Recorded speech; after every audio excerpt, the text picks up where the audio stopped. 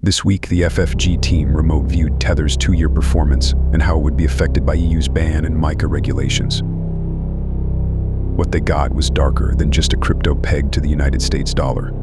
Let's see, then there was this world here, reminded me of like a virtual world, like a metaverse or AI platform. Had an artificial feeling to it, kind of alternate reality, like it's database, records information, property, it's property, records transactions, fulfills requests, dynamic database, smart contract. Upgrade phase, changing and or adapting.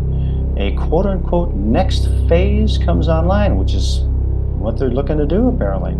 Seems like a large portion of the crypto space is upgrading at this time.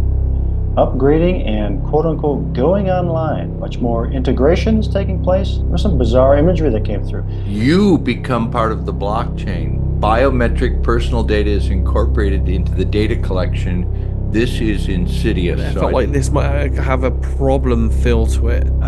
December 2025, felt like there's some kind of new change happening and the sense of heavy traffic. I felt like there's gonna be a halt or a hold or a stoppage or a freeze involved. Problems, issues. I saw like a puppeteer holding a puppet.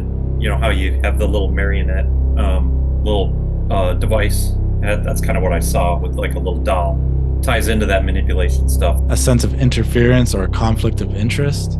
This did not feel good. Something about this I don't trust, feels tainted, planned ups and downs and orchestrated. See the full debrief on our private site and watch the rest of the video for the viewers in between session comments and their sentiments. Yeah, I thought you captured that really well, and I think the element of the AI, which is a huge part of their focus now. That's news to me. When you think of Tether, AI is the last thing I think of when I think of Tether. Right? It's got this sort of connotation that it's just some boring little stable coin that's just pegged to the dollar and blah, blah, blah. It's just Tether. But like I said, I was really surprised to see this whole other side going on. It's like, you know. You know, I just did a quick search, and it looks they're moving their operation to El Salvador. So they're going to rebuild in El Salvador. So who knows what's going to happen to these guys? I'm kind of curious now as to what their plans are. I think they're doing a lot of Bitcoin mining down there. So yeah, they're doing something. That's a big deal. Okay, on to the next one. All right, Daz, you want to take a peek? Yes, why not? I just, it's not a crypto I've ever been interested in, so I'm never gonna have a positive feel on it, I'm afraid. I just don't see the point in it. What's the point? What's the point in a stable coin that's pegged to the dollar? I don't understand. Well, we want to know if it's going to be around. If Tether were to fail, that would a lot of Bitcoin is funded by Tether, and there may be something hinky behind Tether. So, all right, Dick, why don't we take a peek at your session? I didn't really like it. I think we had more, last time we remote viewed it, we saw trouble ahead, like there could be problems with regulations and something with it. So far that hasn't come out in any of the 3 sessions that we looked at. But this, like Daz, I was like, I don't really like this. Like it doesn't do that much except collect your data. Your data. Yeah, I thought you really captured that part well, and then the just sort of the that nebulous sort of data web that it had going. This is capturing your data is the main purpose. I think you captured quite a lot of it. I really liked the visual similarities that we had with like Edward's graphic and parts of what we saw in Dick's session as well, and that just kind of connection, which I think is, implicit in the name Tether, it's kind of tying things together. But how are you feeling about your session? I feel like I had some good contact there. It just didn't feel like much was going on. I'd say the most significant part of the data that had like an impact on me was the regulation related event. I'd say that, that didn't feel good. That feels significant. Yeah. All right, good job. All right, Derek, let's take a peek at your data. There's a whole lot going on in that story, Derek. Got we got bad actors, we got nefarious things, bribery, politicians, just all kinds of hinky stuff going on there. Yeah, definitely not something I'd run out and get into right now. And it's not what I was expecting to see when I heard, oh, they're doing Tether again. I was like, oh, it's going to be kind of boring. You guys have not given me boring target sessions this week, so. Overall, what's your sentiment on this one, Derek? How you feeling about your session? Yeah, I wouldn't touch it with a 10-foot pole. So, not that I ever would like this, because I'm in Daz's camp with the stablecoin thing. It's like, what's the point? Like, if you want to park money, and leave it in a safe place, then I guess so. That just suggests that the people that are doing that have so much money, they don't care about leaving, what was that, 200 and something billion dollars just sitting in Tether. Like, if you have that much money and you don't care and you want to park it somewhere, fine. But for most of the world, we're not looking to park money. We're looking to spend it or invest it. So for that reason, yeah, I'm not. I don't. Not interested. Not feeling it. Yeah, not feeling. Seems to be the consensus so far. Let's see how Sean feels about this one and see if we'll see anything to change our mind about this target, Sean. I don't really know much of anything about crypto, so what you see in my sessions is from somebody who doesn't know the history, doesn't play in that area, so you're kind of getting an outsider's look into the crypto. So a lot of it doesn't make sense to me.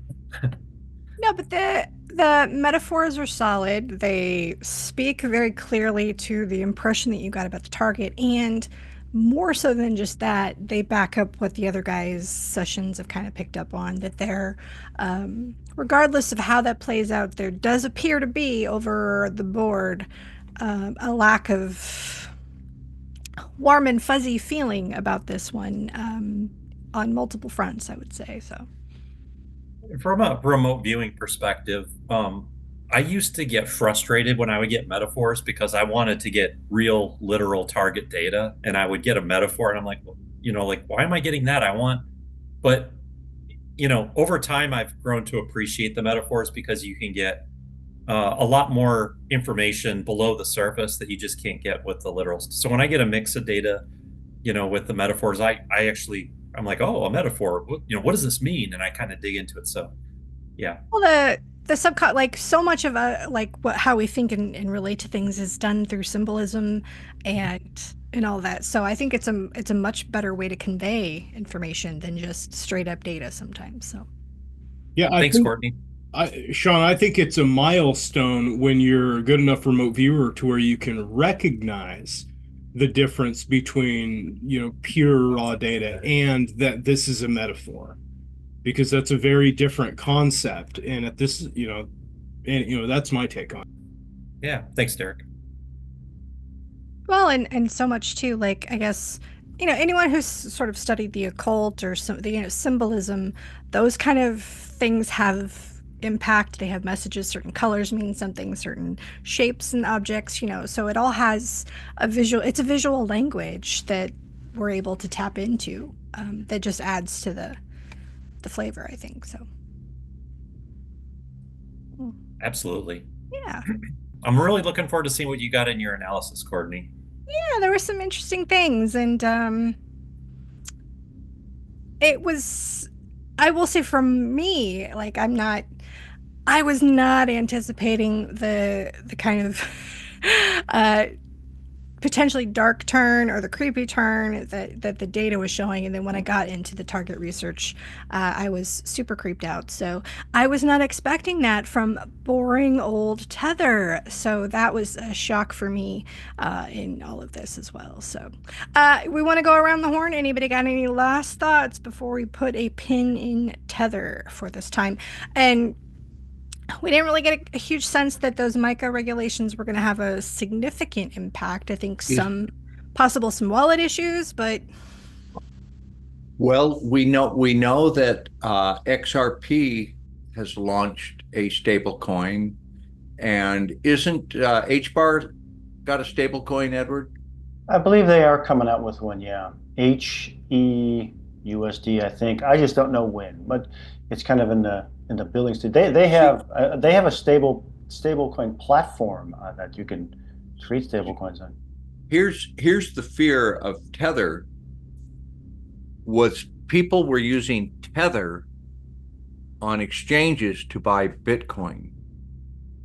And the Tether is just computer code. There was demand of an audit to show that there was real assets behind Tether. If you were making Tether, you could just say, well, we've got $1 billion worth of Tether, buy Bitcoin. You're driving the price of Bitcoin up. You take Bitcoin, which has value. Was there really money behind the Tether? Let's audit that. So that was the fear, is this, if they're making that out of thin air, then essentially they're making Bitcoin out of thin air, which is no bueno for cryptos. So we'd like to see more stable coins that are validated and audited. So that's the point. Well, So that's my 2 cents. I think it's pretty interesting that they're taking this turn into the AI realm, and that came up in my session. It came up in a couple of different sessions, because it looks like they're trying to rebrand themselves now that they've got some regulations going against them. But they got so much money. I mean, $123 billion market cap right now. They can probably see. It seems like they could probably do pretty much whatever they wanted to do. So I don't know. We'll see how they do it in this emerging AI market.